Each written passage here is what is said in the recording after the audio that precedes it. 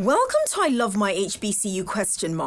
The podcast where we express our undeniable love for HBCUs, but where we are also not afraid to address a few tough questions. So, sit back, learn a little, love a lot, and rep your HBCU. It's another episode and, of course, another reason to love your HBCU. I have Miles Mayfield with me today. And Miles, how are you? I'm good, Tosin. How are you? I'm good. Miles has promised me, I'm just going to shoot right to it. Miles has promised me that he's not going to give me one word answers today. So, Yeah, yeah. Honestly, I feel like that's something that I've done in the past in interviews and um, just regular everyday conversations. I usually, get straight to what I have to say and kind of cut it off at that. So, for those who are listening to us and you are in your kitchen getting some tea and all of that stuff, you've got less than 15 seconds to join us and get into what I believe is going to be an amazing conversation with Miles. Miles, I'm going to ask you what I'm sure a lot of people have asked you before. I'm hoping they have. I'm also actually hoping you know who this is. Was Miles Davis the Yeah, inspiration for your name? yeah. So the story that I was told was, and I might be butchering this a little bit, but the story that I was told was that basically when my mom and my sister were on the way to the hospital to deliver me, they hadn't had like really picked like finalized the name yet. And they were going towards something with like a Z or something like that, like something like Zach or something. And while they're on the way to the hospital, they were listening. Like Miles Davis came on the radio, and they were listening to him. And my sister was like, "Oh, you should name him Miles." Um, and then yeah, the rest is history. That's beautiful. That's that most of us don't have specific stories with regards to how we were named. It's typically mom and dad put a whole bunch of names together and then they selected a name out of a hat. Yours actually is a story. So I absolutely love it. I have a poster. Anyone who's been to my office, there's a poster of Miles Davis in my office. So your generation is hit or miss with me, Miles. When I mention an artist or a historian, I just get the blank stare like, what is this old lady talking about? So I am grateful that you actually know who Miles Davis is and can Yeah. make a connection to it. Great musician. Okay. Miles, you are a recent enough graduate of Morehouse College. Tell us about yourself a little bit if you don't mind. I don't want to tell the world all the amazing things that you've done because I've read your bio, so I'd be Yeah, cheating. yeah, I'd rather definitely. you told us what are some of the exciting things that Miles got up to while he was at Morehouse. Yeah, definitely. So I guess my background is I'm originally from Boston, Massachusetts. Grew up here, and then when went to high school at a boarding school in Charlottesville, Virginia, Fort Union Military Academy, and just played football throughout my process there. And then I really wanted to play football in college, but COVID happened like during my senior year or end of my junior year during my senior year, and it kind of like really like derailed that whole process, which led me to following my sisters. Both my sisters went to Spelman, so that led me to Morehouse College. They're like really in my ear about it. My uncles, I have a bunch of uncles who went to Morehouse College, as well as my sister's husband, uh, Joel Boykin, went to Morehouse College. So they were like really in my ear about going to Morehouse. I was like, sure. I never toured the school because of COVID, obviously. There was like no college tours going on at that time. I was really just going out there on like, if I like it, I like it. If I don't, we'll figure it out. So yeah, when I get to Morehouse, I like immediately fell in love with it. I thought everyone was like super cool. I'd never been in a predominantly black space, the in a black space that was really curated towards luxury, like not luxury but Mm, excellence. Um, okay. I growing up in Boston, like predominantly, super predominantly white. My elementary school was like I was one of like two black students attending the school, K through 12. Obviously, there was like diversity in sports for me, going to a prep school, but it was nothing like coming to Morehouse College and seeing like the academics, the just the brilliant African American minds that were at Morehouse and in the AUC in general, just at Morehouse Spelman, Morris Brown, Clark. It was really a great experience. While I was at Morehouse, I got involved into the Morehouse Business Association, the Morehouse Innovation and Entrepreneurship Club or Center. Sorry, I started with Noel Bodie, who we'll hear from later, I guess. Uh, Auntie's Spot, which was the first student-owned food truck at Morehouse College, or in the AUC even. Um, we started that our sophomore year, in the middle of our sophomore year, right before spring semester, and ran it for 2 years on campus. We were the first students to become homecoming food vendors, which is now a regular thing. If you go on the Morehouse website and you're signing up to be a vendor at homecoming, um, you can put in, if you're a student, you can put in, if you have your credentials and everything, you can now become a student vendor. We were the first people to ever do that. We were the first people to allow dining dollars, like your meal plans, accepted on the food trucks. That was not a thing prior to us. And yeah, we did a lot for. We were the first food service providing food after 9 o'clock. All of when we first got to Morehouse, everything shut down. I don't know if that was uh, because of COVID or what happened, but when we first got there, everything was closing around 8:30 to 9 o'clock. All of the cafeteria, all of the restaurants on campus, everything, even the restaurants throughout the West End would all close around 9 o'clock. And it was really taxing, honestly, for the students. If you're up studying till 12 a.m., it's kind of, you get hungry. Honestly, it's hard to just go to sleep on an empty stomach and wake up the next day Absolutely. energized. No, I was agreeing with you. I'm impressed in a very pragmatic way. So I always ask people's college selection journey, and you went right to it, and I appreciate that. It clearly, the Spellman sisters in your home were not going to have it any other way. You were going to Yeah, go there, but yeah, and I understand. I know there's this spell house thing, but those of us who've been to the area, we do know that there's this lovely, I call it a lovely little college. No, no, please, Clark Atlanta University, do not take offense to me oh, calling you man. that. It's just that if we're being honest with ourselves, when most people are speaking of the AUC, people's minds go almost immediately to Spelman or Morehouse. I love Clark Atlanta University, and I think there's been some immense business minds coming from there. Why wasn't that on your list? I know you talked about your brother-in-law. I know you talked about your uncles, but again, those of us who've been, literally, you stand in one space and you make a 360 and you see all three of them. Yeah, How did Clark Atlanta not get on your list? yeah. So honestly, and this is gonna sound wild, being on a I love my HBCU podcast. I Let's was hear not. it. I was not the most like. Well, I wasn't really exposed to the HBCU culture. I'll say. I Morehouse was the only HBCU on my list. Got it. I Got well, actually, it. I think I applied to Hampton as well, but that was just because it was close to my school. I'd heard about it, but it wasn't like a serious consideration. I predominantly applied, like I said, I really wanted to play football in college, so I predominantly applied to like ACC schools, Wake Forest, UVA. Um, I applied to like William and Mary, Boston College, because I really wanted to play football, and I really thought the ACC was like where I could fit in. I thought I was probably a little too small for the SEC, but I thought I could make do in the ACC. Um, so yeah, and then again, just because my sisters and my uncles had gone to Spellhouse, that they were like really pushing Morehouse on me. So I was like, all right, I'll see what it's talking about. But I'll Well, also say I'm I glad, really and I'm love sure. Clark.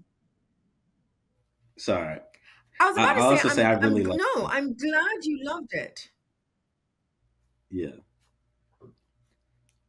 Okay. Sorry. This. Yeah. So I really love Clark. I think they are working over there. They're good. They're next up. I think when we think about the AUC in a few years. We might we might have to. There's going to be a big three on top. Obviously, Spelman has had this 20-year reign for of being the number one HBCU in the country. And I don't think they're slowing down at any point. I think Morehouse can. Maybe I'm a bit biased, but I think we're going to sneak on onto number two, and I think Clark's going to break in the top five in the next 15 to 20 years. I actually want to bet that Clark is going. It's going to take them a little less than that. I think people are sleeping on the business minds that are coming out of Clark Atlanta University. I really do. I don't know how. I actually have researched a little bit how the rankings are done. I know endowment comes into play and a whole bunch of other things come into play as well. But don't sleep on Clark Atlanta University.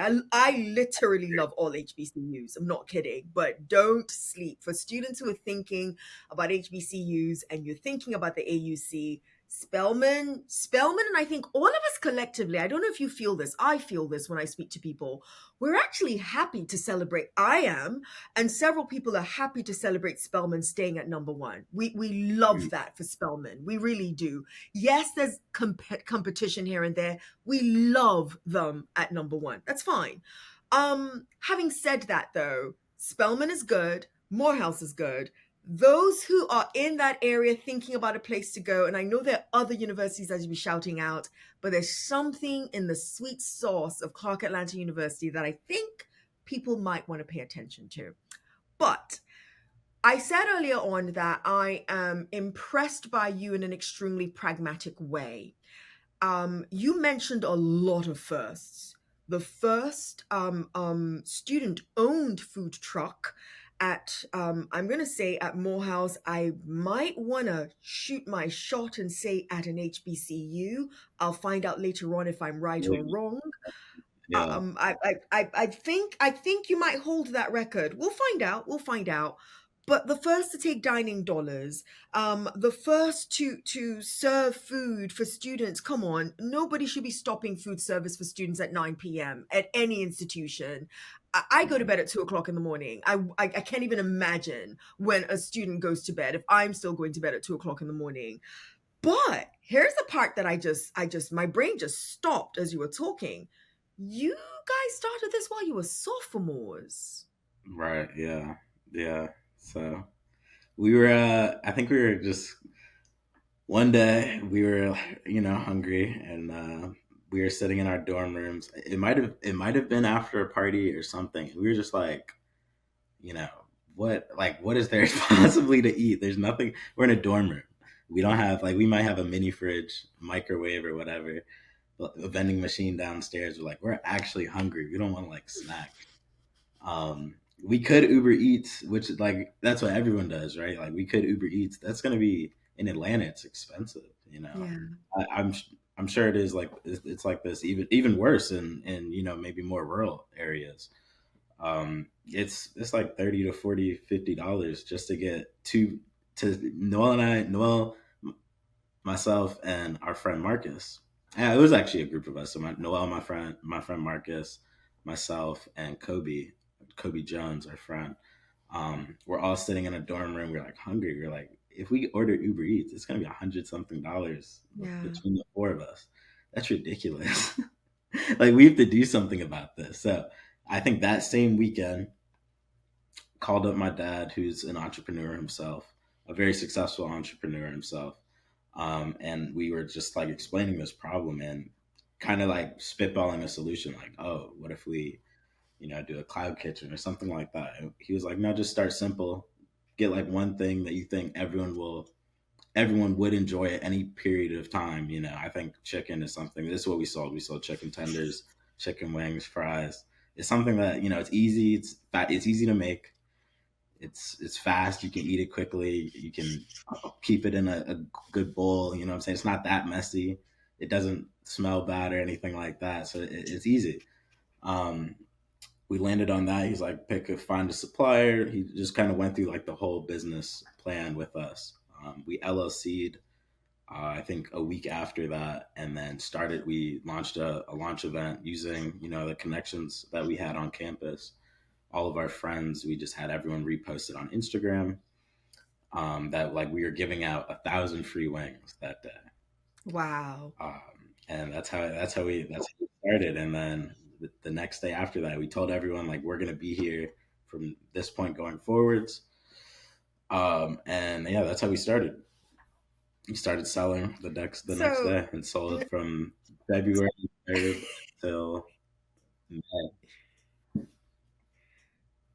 so has anybody asked you to give a masterclass in how to make this happen? And the reason why I'm saying that is there's so many students listening to you right now, and thankfully Mhm. you are a recent grad. You're not that far removed from when all of this was happening. They're listening to you and they're like, nah, that's not possible. It's no, we can't do this, we can't do that. Because that's what we tell ourselves. And when I listen to my Yeah. students, I hear all of the obstacles, all of the obstacles. We can't do this, we can't do that, we can't do this. If not if, there are several students listening to you when this airs, I promise you. I want Mhm. you to tell them, Miles. Miles is a sprightly 22-year-old. He is young. I told him earlier on I'm like twice his age. I feel old. But I said to him, I said, listen, um, at that age, what most students are hearing is what they can't do and what won't work and what won't happen. I want you to speak to them. If there's a student or there is a student listening to you, what would you say to them if they've got an idea where the people like yours is to solve a problem? I've heard a lot of people say if you have a business that solves a problem, you're almost there.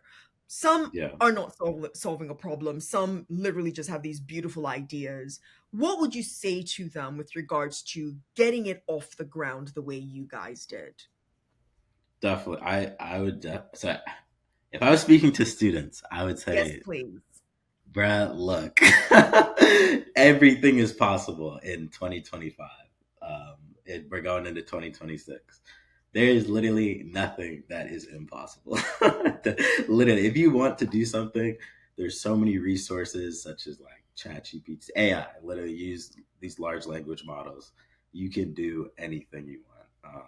You just talk to people who've done it, ask the right questions, make sure you're solving a problem worth solving, the problem like that's a real problem. Obviously, that it's not just a problem that you made up in your head, but a problem that you've talked to people and said like, we could have said like, oh, we think that everyone would want food after 9 o'clock, and maybe no one did, and we completely flopped. But no, we talked to people and said like, yeah, we really would enjoy having a dining option after a certain amount of time, after 9 o'clock, or even after 12 o'clock.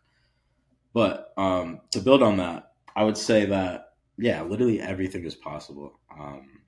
Don't say don't if anyone tells you something is impossible, they're just hating. Honestly, um, was the other part of your question? No, what I just wanted to hear what you would tell them, because Yeah. I hear from them all the reasons why they can't do something, and all the reasons why something won't happen. And I know it's not coming from them alone. Some of it might be Mhm. coming from them, but it's also what people are telling them when they come up with an idea. Um, w- and you've already said it. You laughed, which I appreciated, and you said don't listen to anyone that tells you that you can't do it. Everything is possible, is what I heard you saying. Can we be honest though, Miles, that it also takes a certain type of human with a certain type of mentality to listen to that, believe it, and then do? Because it's easy to hear that as a statement and still see all the obstacles. You sound like you sound really relaxed. You sound like a guy who one of two things. You're going to tell me if I'm right or wrong, okay? Um, Miles one sounds like a guy who the problems come at him and he's like, nah, we can solve that. That's not a big deal. Mhm. And then you also sound like a guy who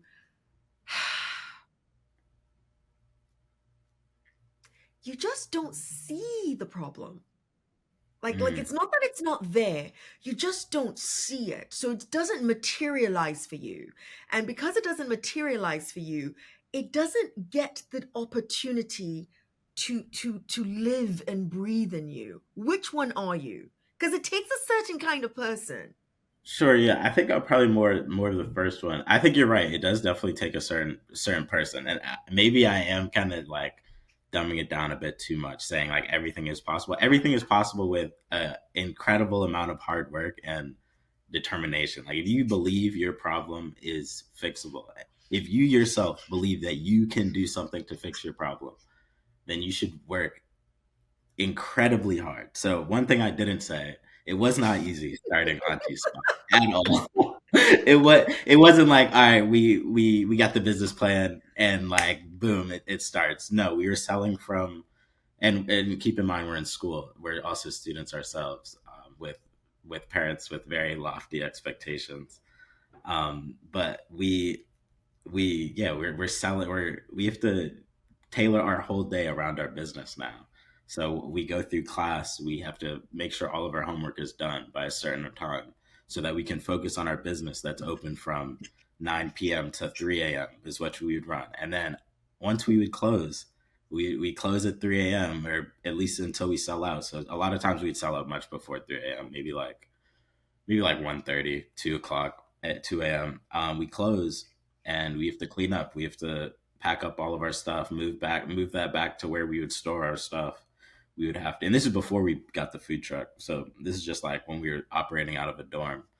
Um, we'd have to, clean up, throw all the trash out. If we have leftovers, we often would drive around Atlanta for a bit, and give those leftovers to homeless people, under the table. I don't know if I think that's actually illegal. I actually just found that out recently, but like they're hungry, and they're people Yes. just like us, and the food is great. So like we were just, we give it out. Um, but yeah, so that would take a toll. You're getting, and I remember I had class at 9 a.m. every day. So Wow. I were going to sleep at 3 4 a.m. and I have to wake up for class. And yeah, it takes a toll. It's like, and after a while, I think it's something that you kind of build up. It's just like a muscle almost. Like when you go and work out, the first time you're gonna be sore. That first week, my brain is sore. I'm tired. I think I'm burning out or whatever. But when you keep you keep pushing yourself. After a certain point, I think you become numb to it, and you just kind of you start to enjoy every all of the like fruitions of your hard work. So I'm glad I pushed you a little bit on the advice you would give to students because your Yeah. generation is also the instant gratification generation. No offense, but that is true. And if we just walked away and heard what Miles said initially, the impression is, nah, you can do it. It's Yeah. Yeah. listen, you can do it. And I'm like, wait, hold on. It in Yeah. my head, I'm thinking there had to have been a lot of steps to getting this to where you needed to get it. And I've learned in my life that without a whole lot of elbow grease, as in hard Mhm. work, it's not going to really just magically happen. And chat won't do the work for you, for example. You Um, have to put in the work. So you heard it from Miles. You're going to still have to do a whole lot of work, guys. And it's not just that it's all possible. It is all possible, but with a whole lot of hard work. And you also use that D word, determination. So mhm. we can literally just keep flowing, but I've got to treat you to one of my favorite segments of the podcast, and that is the rapid fire segment. So I'm going to Sure. throw the rapid fire segment at you. Are And these I are these do one want. word are these one word answers? Yeah. Have you been waiting? Is that it? You've been waiting for the moment of one word answers. Listen, Yeah. kudos to you because for somebody who said, listen, sometimes I just give one word answers, you Yeah. have not given just one word answers. And I appreciate the conversation. I really do. But Yeah. 67 seconds are going to go on the clock.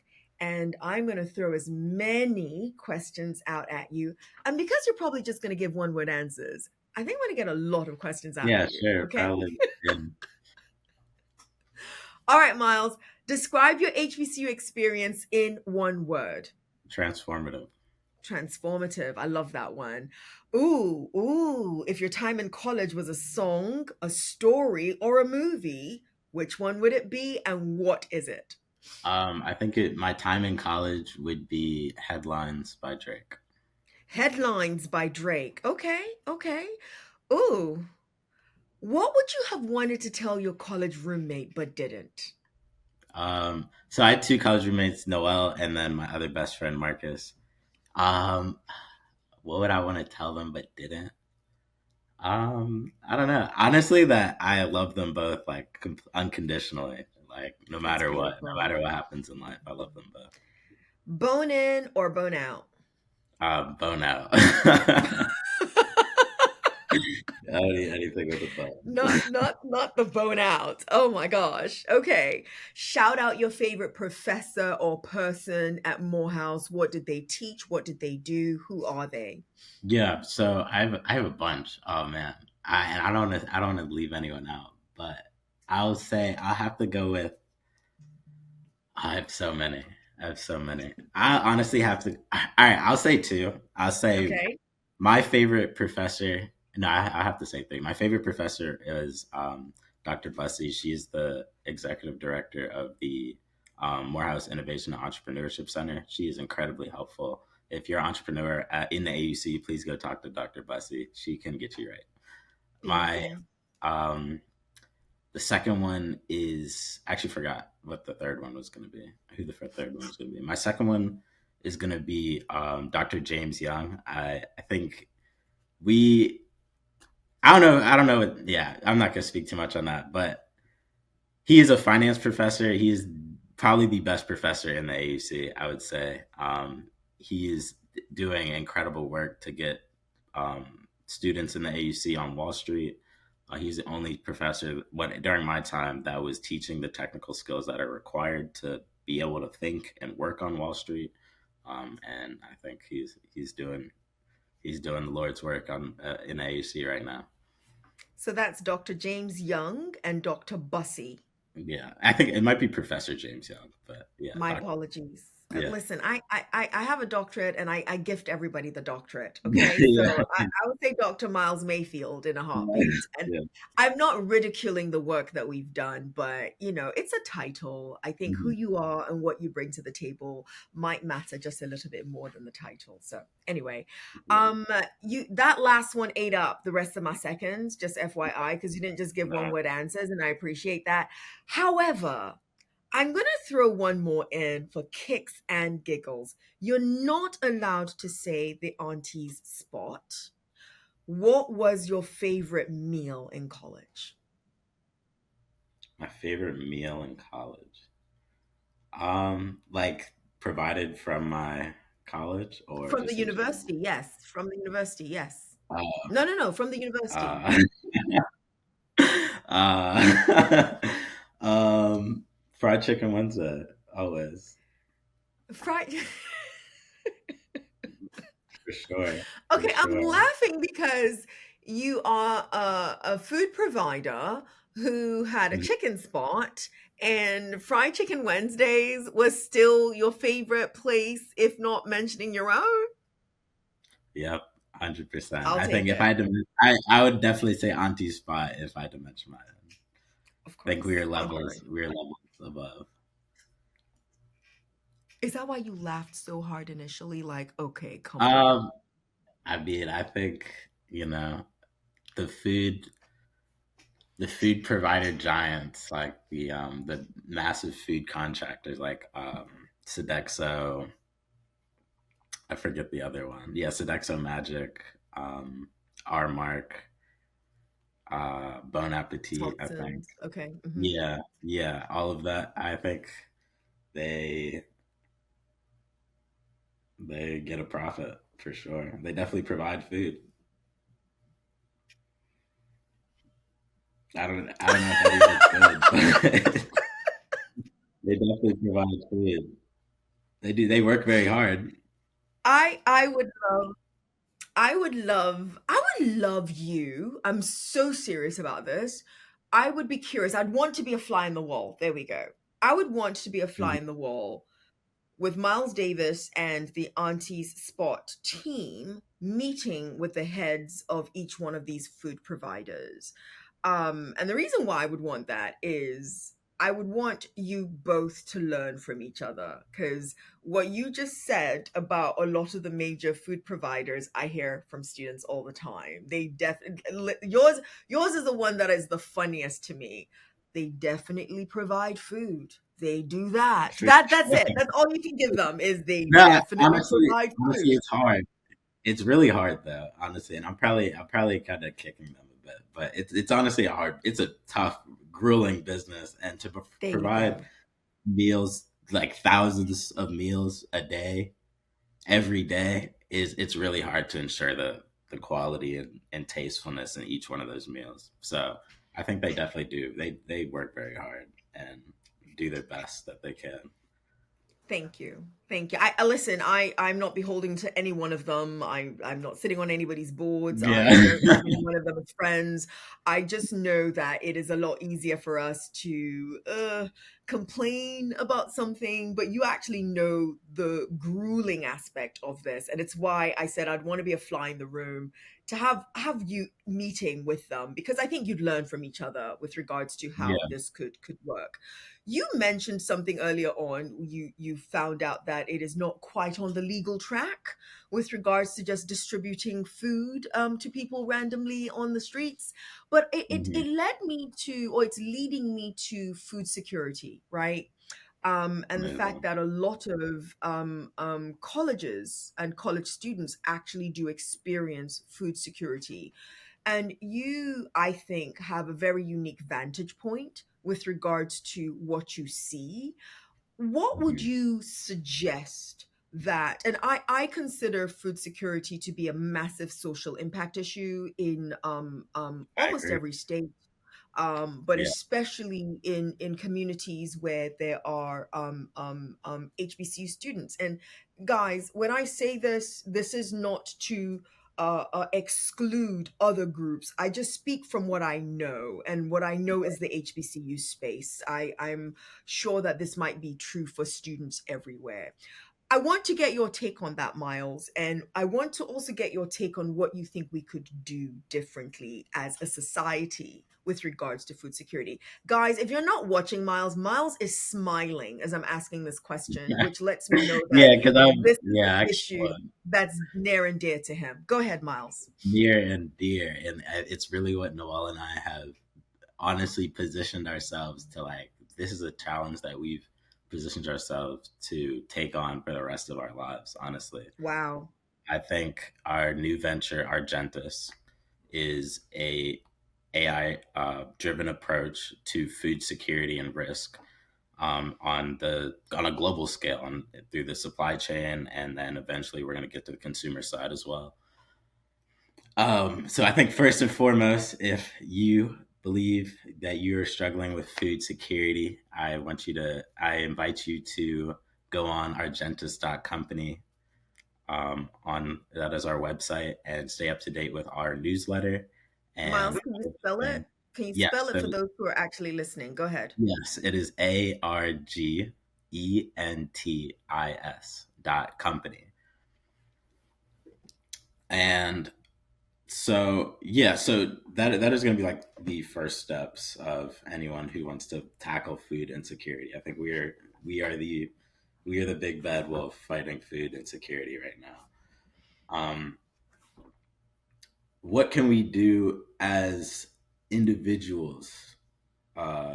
I would say that we really need to, first off, it's just like it is just like there's so many problems, and we Noel and I just met with some great people in Detroit are fighting food insecurity in Detroit, and we were talking about their new venture, Know Better, Do Better, and how they're tackling food insecurity.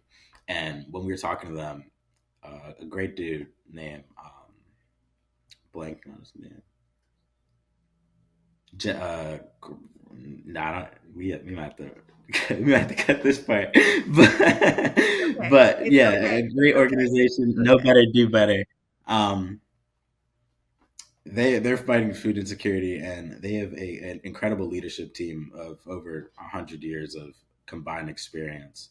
And they were explaining to us that there's so many pieces. There's the educational piece. Some people don't know exactly what they should be eating. There's the obviously the supply chain piece, which is what Argentus is going to be tackling Okay. initially. There's the then there's the availability piece.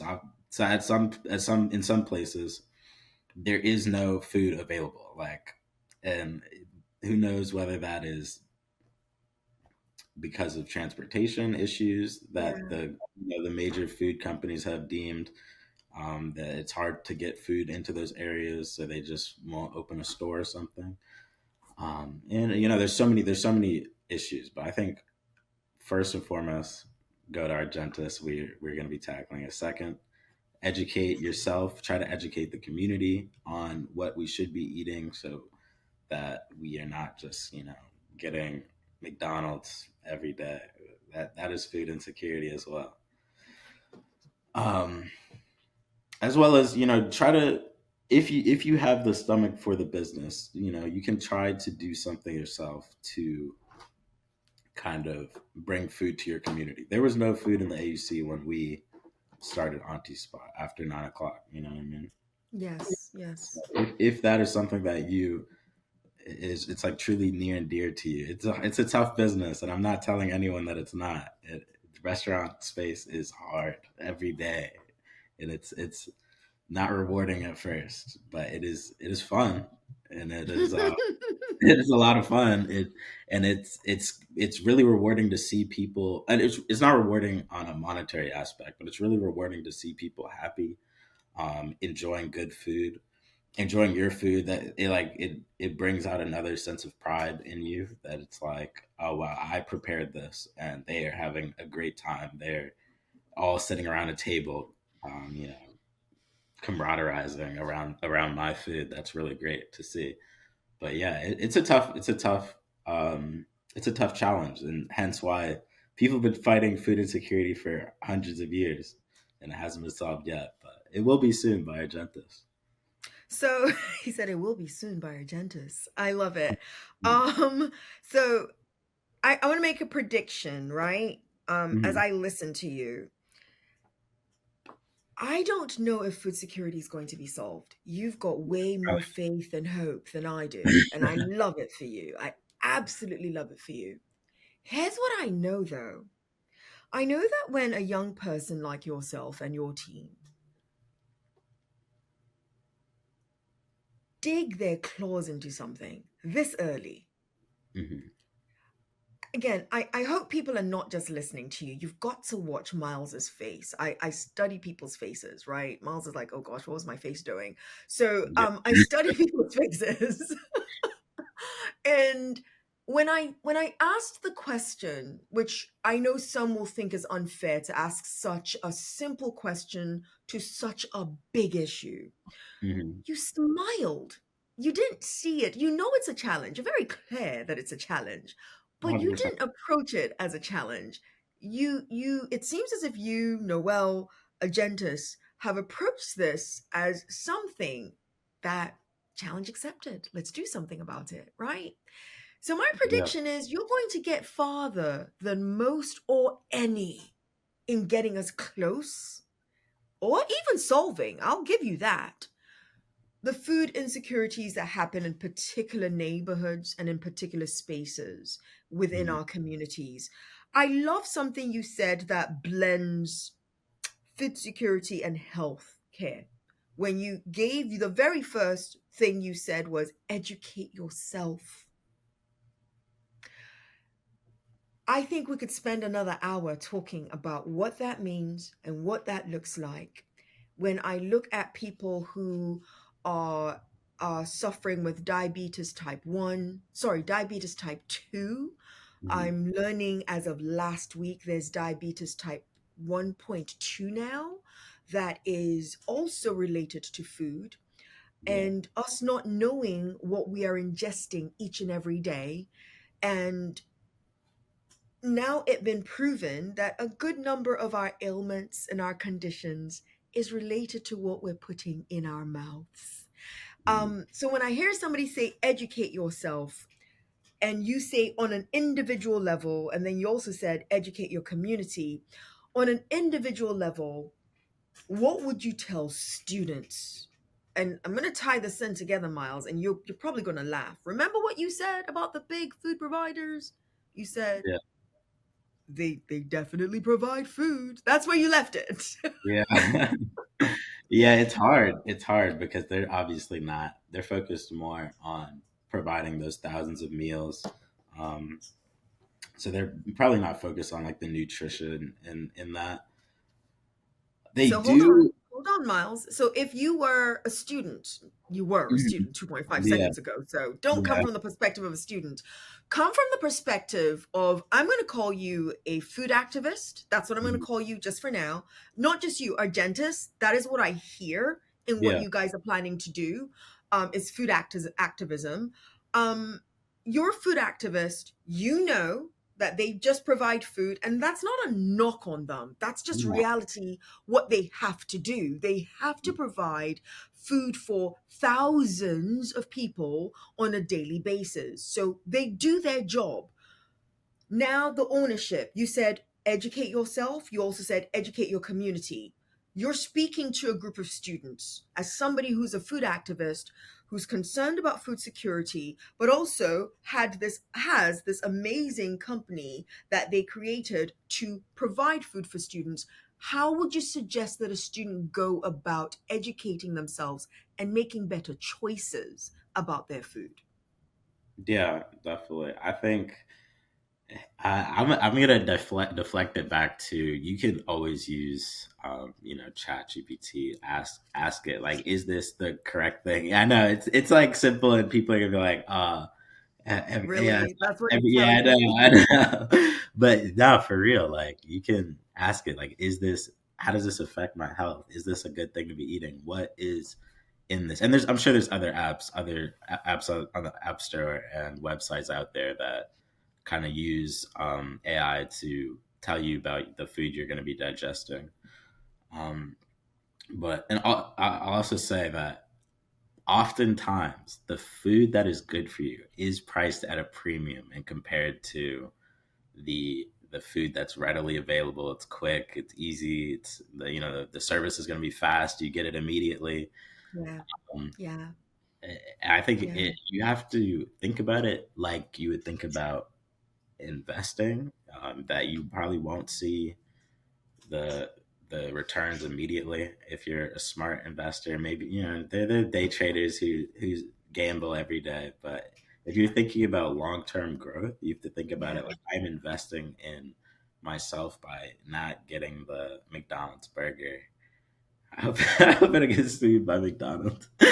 You won't. You But won't.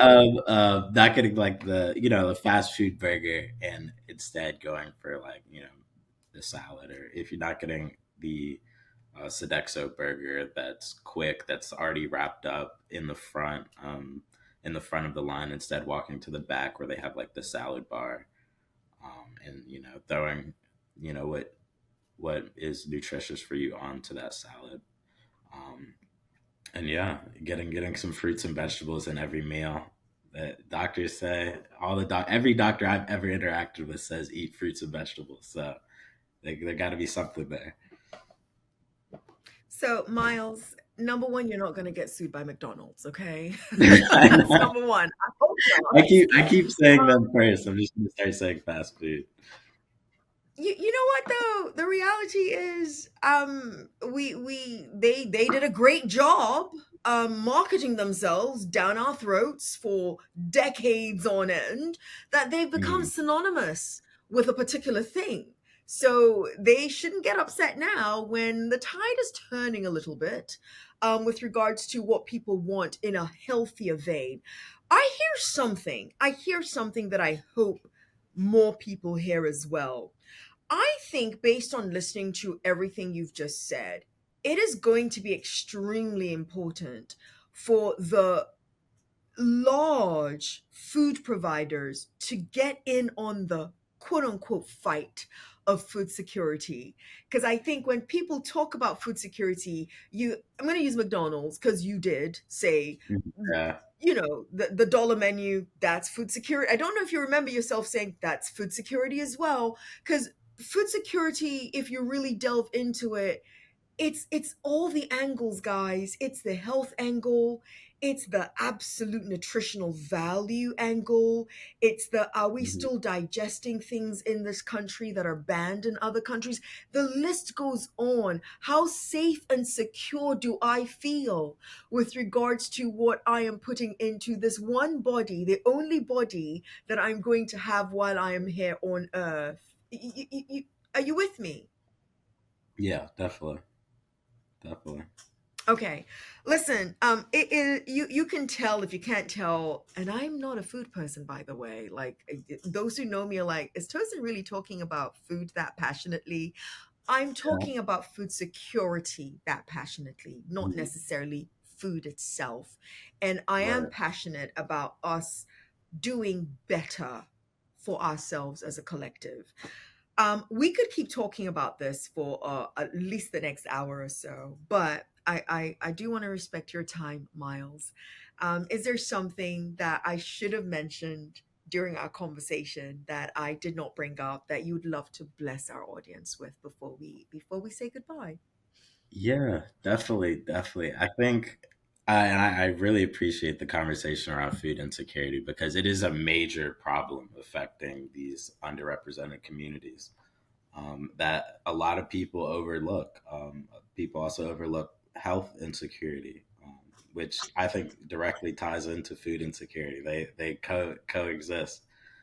People underestimate financial literacy insecurity, which also ties in. You can't pay It for, does. yeah, if you're eating out XYZ amount of times every week, it's going to start to stack up, which is going to start to affect your health, which is going to start to affect your, or start to affect, that eating that will start to affect your health, which will then return start to affect your finances. Um, But yeah, I'm not really sure if I have anything additional to add. I want to say again, shout out Argentus, that company. Please follow us, follow our Absolutely. journey. Argentus, If and you, that is AR. And I'm glad I asked you to spell it because when you said Argentus, each time I heard you say it, I would not have put an I at the end. I would have put a yeah, U. So we're going to keep spelling it for people. yes, A It is R G, Argen. Go ahead. yes, Sorry. Go no, no, ahead. no. ARGENTIS dot company. Dot And if you company, know guys. any, if anyone knows anybody who is interested in fighting food insecurity on a national or global scale, we would love to connect with you. My contact information is miles.mayfield at morehouse.edu. You can use that, or mlbmayfield at gmail.com. Um, and yeah, And for our really, really like Tosin, slow writers, we're also going to make sure that all of his information is tagged at the end of this episode in every single platform that we have as we debut the episode. This is a young group because we're going to be speaking to your business partner sooner rather than yeah, later. I can't wait to hear we'll have his a lot perspective more to on say. everything. We'll have a lot more to Um, say than we usually have. I love it. I absolutely love it. And I love that we split you up with Yeah. regards to having this conversation. I really do. I want to hear his perspective with regards to everything that we've discussed. You are an amazing human being to talk to. I am looking forward to seeing what you guys do with Argentus.company.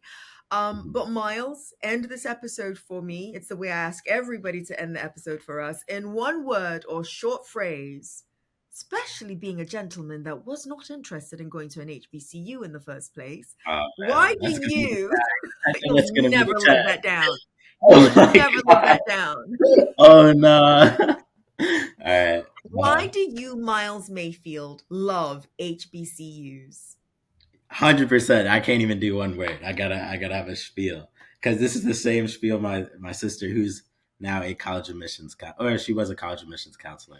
So I think this was like, and right before she was giving her speech to her students, she gave this speech to me. But you will never have the opportunity to be the majority, and to be thought of as the majority and treated as the majority, and have the opportunity to connect with some of the premier African American voices and leaders of the next generation ever again in your life. You can anytime you want, you can go into and be in a white space. I'm at a PWI right now, getting my master's degree, my master's in science of masters of science in finance. Sorry, but and it's great, it's cool, it's whatever. But you'll never have the opportunity to be in a HBCU and be the majority.